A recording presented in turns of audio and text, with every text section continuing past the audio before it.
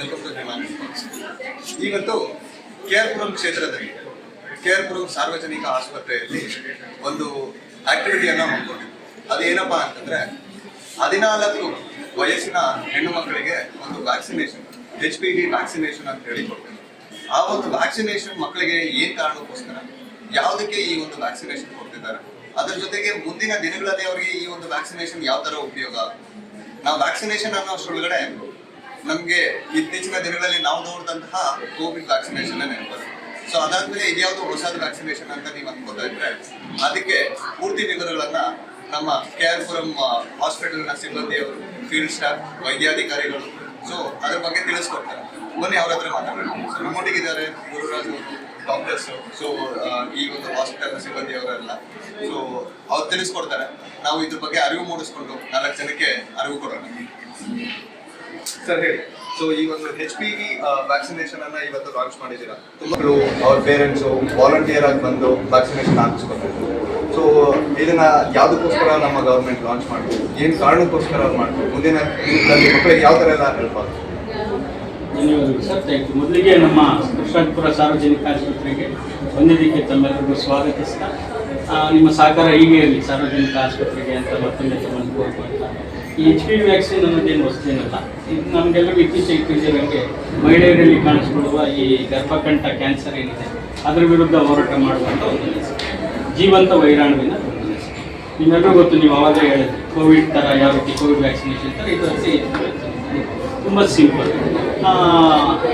ಏನು ನಮ್ಮ ಭಾರತ ಸರ್ಕಾರ ಇರ್ಬೋದು, ಕರ್ನಾಟಕ ಸರ್ಕಾರ ಇರ್ಬೋದು, ನಮ್ಮ ಗ್ರೇಟರ್ ಬೆಂಗಳೂರು ಪ್ರಾಧಿಕಾರ, ಮುಖ್ಯವಾಗಿ ನಮ್ಮ ಬೆಂಗಳೂರು ಪೂರ್ವ ನಗರ ಪಾಲಿಕೆಯ ಕಮಿಷನರ್ ಇರ್ಬೋದು, ಜಂಟಿ ಆಯುಕ್ತ ಇರ್ಬೋದು, ಮತ್ತು ಆರೋಗ್ಯ ವೈದ್ಯಾಧಿಕಾರಿಗಳಿರ್ಬೋದು, ಆರೋಗ್ಯಾಧಿಕಾರಿಗಳಿರ್ಬೋದು, ಎಲ್ಲರನ್ನೂ ನಿರ್ದೇಶ ಏನಾಗ್ಬಿಡುತ್ತಪ್ಪ ಅಂದರೆ ಹೊಸದಾಗಿ ಇದೇನು ಕಾರ್ಯಕ್ರಮ ಏನಲ್ಲ, ನಿರಂತರವಾಗಿ ನಡೀತಾ ಇದೆ. ಬಟ್ ಏನಪ್ಪ ಅಂದರೆ ಇದು ಬೆಂಗಳೂರು ಪೂರ್ವ ನಗರ ಪಾಲಿಕೆಯ ಕೃಷ್ಣಾಪುರ ನಗರ ಪ್ರಾಥಮಿಕ ಕೇಂದ್ರದಲ್ಲಿ ಇವತ್ತಿನಿಂದ ಸ್ಟಾರ್ಟ್ ಮಾಡಿದೆ. ಸೊ ನಿಮ್ಗೆಲ್ರಿಗೂ ತಿಳಿದಿರೋ ಹಾಗೆ ನಮ್ಮ ಭಾಗದಲ್ಲಿರುವಂಥ 14ರಿಂದ 15 ವರ್ಷದ ಒಳಗಡೆ ಇರುವ ಹೆಣ್ಣುಮಕ್ಕಳಿಗೆ ಈ ಏನು ಗರ್ಭಕಂಠ ಕ್ಯಾನ್ಸರ್ನಿಂದ ಮುಕ್ತ ಲಸಿಕೆಯನ್ನು ನೀಡಬೇಕು ಅಂತ ಸರ್ಕಾರದ ಆದೇಶ ಆಗಿದೆ.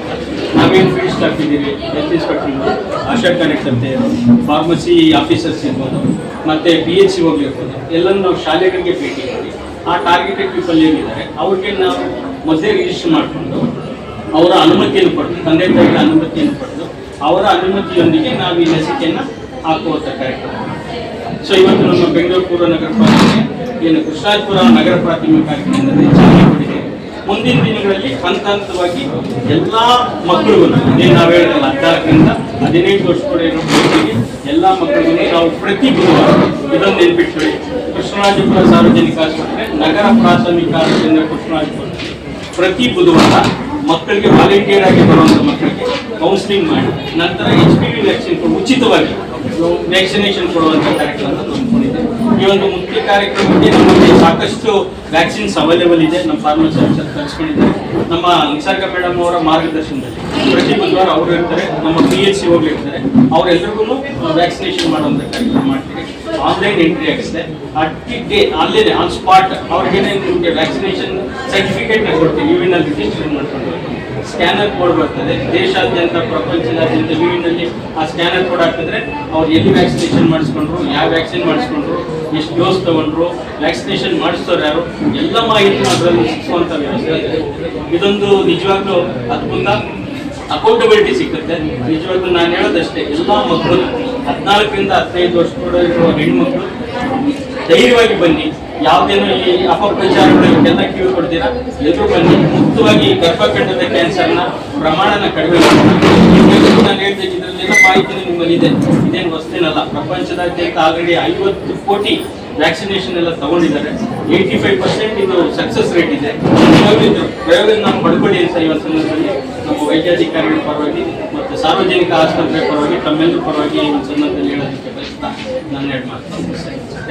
ಸೊ ಈಗ ಕೇಳಿದ್ರಲ್ವಾ, ಫೀಲ್ಡ್ ಆಫೀಸರ್ ಹಾಗೂ ಹೆಲ್ತ್ ಇನ್ಸ್ಪೆಕ್ಟರ್ ಗುರುರಾಜ್ ಅವರು ಇಷ್ಟೊಂದು ಮಾಹಿತಿ ಹೇಳಿದ್ರು. ಸೊ ಯಾವುದೇ ಫೀಲ್ಡ್ ಆಫೀಸರ್ ಆಗಿದ್ರು ಅವ್ರ ಕರ್ತವ್ಯ ಏನೋ ಒಂದು ಅವೇರ್ನೆಸ್ ಸ್ಪ್ರೆಡ್ ಮಾಡಬೇಕು, ಹೋಗಿ ಇನ್ಫಾರ್ಮೇಶನ್ ಕೊಡಬೇಕು ಅಷ್ಟೇ. ಬಟ್ ಈ ಒಂದು HPV ವ್ಯಾಕ್ಸಿನೇಷನ್ ಬಗ್ಗೆ ಅವರು ಇಷ್ಟೆಲ್ಲ ಮಾತುಗಳನ್ನ ಹೇಳಿ ಇಷ್ಟೊಂದೆಲ್ಲ ಅವೇರ್ನೆಸ್ ಅವರು ಮೂಡಿಸ್ಕೊಂಡಿದ್ದಾರೆ ಅವರಿಗೆ, ಬಿಕಾಸ್ ಅವರ ಅಕ್ಕಪಕ್ಕ ಜನಗಳಿಗೆ ತಿಳಿಸೋದಕ್ಕೆ. ಅದೇ ರೀತಿ ಈಗ ನಿಮ್ಗೆ ಅದೇ ಇನ್ಫಾರ್ಮೇಶನ್ ಅನ್ನು ಸಹ ಶೇರ್ ಮಾಡಿದ್ದಾರೆ. ಅವರ ಒಂದು ಅವೇರ್ನೆಸ್ ಡ್ರೈವ್ಸ್ ಯಾವ ತರ ಇರುತ್ತೋ, ಕ್ಯಾಂಪೇನ್ಸ್ ಯಾವ ತರ ಇರುತ್ತೆ, ಪ್ರತಿ ಬುಧವಾರ ಮಕ್ಕಳು ವಾಲಂಟಿಯರ್ ಆಗಿ ಬಂದು ಇಲ್ಲಿ ಆ ಒಂದು ವ್ಯಾಕ್ಸಿನೇಷನ್ ಸೌಲಭ್ಯಗಳನ್ನ ಪಡ್ಕೊಳ್ಳೋದಕ್ಕೆ, ಅದರ ಜೊತೆಗೆ ಅವರು ಇಲ್ಲಿ ಆ ಒಂದು ಸಹಕಾರವನ್ನ ಆಶಾ ವರ್ಕರ್ಸ್ ಹತ್ರದಿಂದ ಹಿಡಿದು ಡಾಕ್ಟರ್ ಹತ್ರವರೆಗೂ, ವೈದ್ಯಾಧಿಕಾರಿಗಳ ಹತ್ರವರೆಗೂ ಪ್ರತಿಯೊಬ್ಬರನ್ನು ಇದಕ್ಕೆ ಸಪೋರ್ಟ್ ಮಾಡ್ತಾರೆ ಅಂತ ಹೇಳಿ ಅವರು ಸಹ ಹೇಳಿದ್ರು. ಸೊ ಬನ್ನಿ, ನಮ್ಮ ಡಾಕ್ಟರ್ ಸಹ ಇದ್ದಾರೆ, ಡಾಕ್ಟರ್ ಅವ್ರ ಹತ್ರ ಮಾತಾಡೋಣ.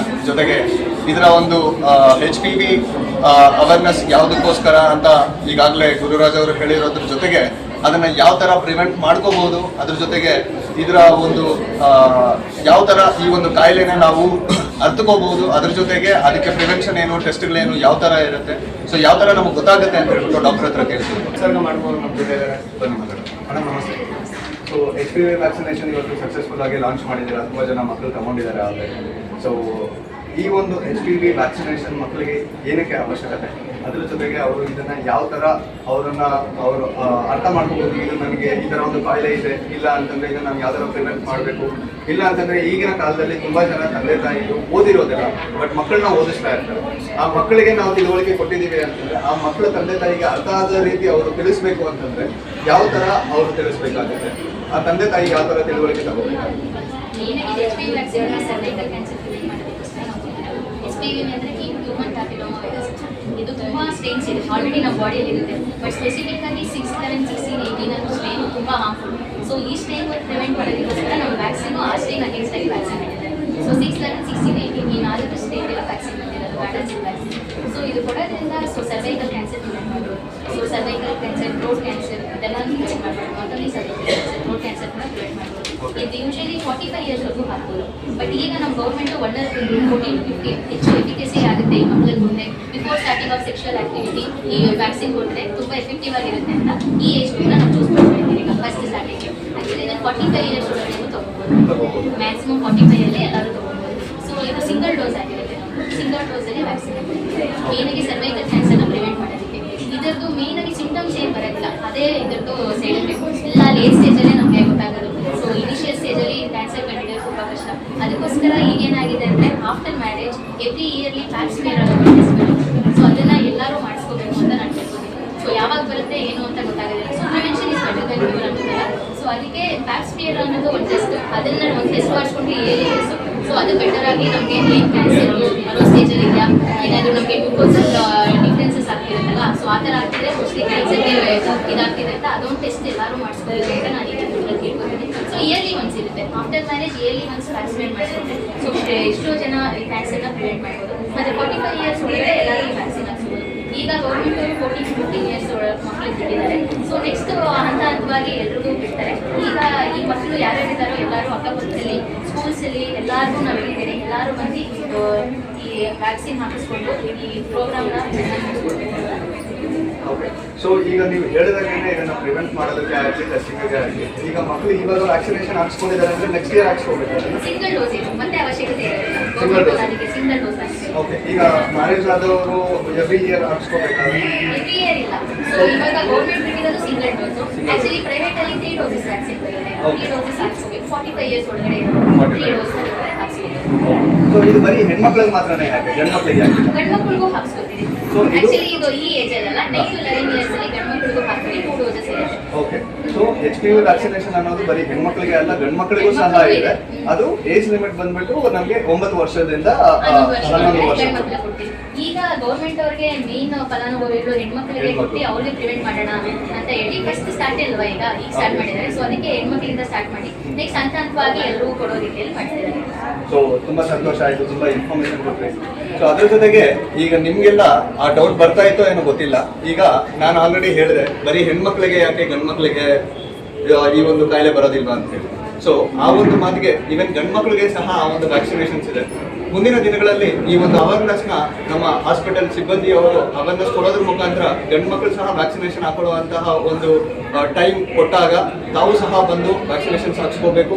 ನಮ್ಮ ಅಕ್ಕ ತಂಗಿಯರಿಗೆ, ಇಲ್ಲ ಅಂತಂದ್ರೆ ತಮ್ಮ ಮನೆಯಲ್ಲಿ ಹೆಣ್ಮಕ್ಳಿದ್ದಾರೆ ಅಂತಂದ್ರೆ, ಜೊತೆಗೆ ಅಕ್ಕಪಕ್ಕದ ಹೆಣ್ಮಕ್ಳಿದ್ದಾರೆ ಅಂತಂದ್ರೆ ಅವರಿಗೆ ಅರಿವು ಮೂಡಿಸಿ ಅವರ ತಂದೆ ತಾಯಿಗೆ ಹೇಳಿ ಹಾಸ್ಪಿಟಲ್ಗೆ ರೀಚ್ ಮಾಡಿ, ಇಲ್ಲಿ ಹೆಲ್ತ್ ಆಫೀಸರ್ಸ್, ಆಶಾ ವರ್ಕರ್ಸ್, ಡಾಕ್ಟರ್ಸ್ ಇರ್ತಾರೆ. ಆ ಒಂದು ಅವೇರ್ನೆಸ್ ಅನ್ನ ತಗೊಂಡು, ಆ ಒಂದು ಇನ್ಫಾರ್ಮೇಶನ್ ಅನ್ನು ತಗೊಂಡು ನಿಮಗೆ ಇದರಲ್ಲಿ ನಿಜವಾಗ್ಲೂ ಉಪಯೋಗ ಇದೆ ಅಂತ ಗೊತ್ತಾಯಿತು ಅಂತಂದರೆ ನಿಮ್ಮ ಮಕ್ಕಳಿಗೆ ಆರೋಗ್ಯಕರ ಜೀವನವನ್ನು ಕೊಟ್ಟು ನಿಮ್ಮ ಮಕ್ಕಳನ್ನ ಆರೋಗ್ಯವಾಗಿ ಬೆಳೆಸಿ ಈ ಒಂದು ಸಮಾಜವನ್ನು ಆರೋಗ್ಯವಾಗಿ ಇಟ್ಟು ಜನಗಳನ್ನ ಒಂದು ಒಳ್ಳೆ ರೀತಿಯಲ್ಲಿ ಕರ್ಕೊಂಡು ಹೋಗ್ಬೇಕು ಅಂತ ಹೇಳಿ ನಮಗೆಲ್ಲ ಮನವಿ ಮಾಡ್ತಾ ಈ ಒಂದು ಮೆಸೇಜನ್ನು ಎಲ್ಲರಿಗೂ ಸ್ಪ್ರೆಡ್ ಮಾಡಿ. Thank you so much. ನಮ್ಮ KR ಪುರಂ ಕ್ಷೇತ್ರದಲ್ಲಿ ವ್ಯಾಕ್ಸಿನೇಷನ್ ಪಡೆದಂತಹ ಮೊದಲ ಮಗು ಇವರೇ.